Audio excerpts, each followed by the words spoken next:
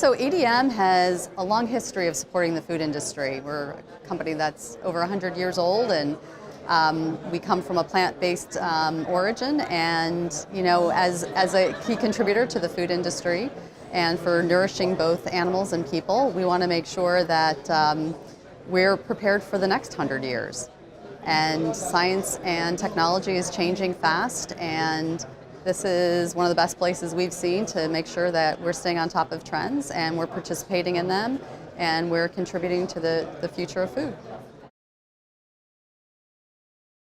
Yeah, as mentioned before, there's so much going on with science and technology and so many more advances in really understanding how the body works and how nutrients are interacting with all your cells in the body. And so things like around like the microbiome, like such a fascinating area. It's an area we're participating in, and there's so much more to do and so much more to learn there, so that's certainly a key area.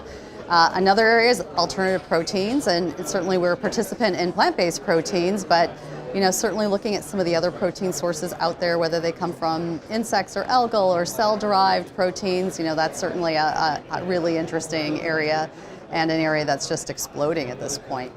And then also just like looking at the micronutrients in food and how those interact with the body and really better understanding the science behind that. So all of those are really exciting areas.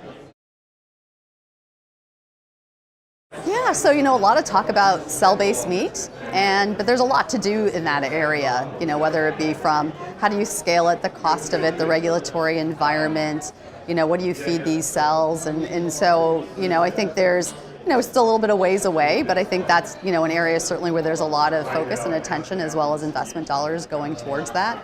I still think microbiome area is going to be another area that will take more time to really truly understand what's going on.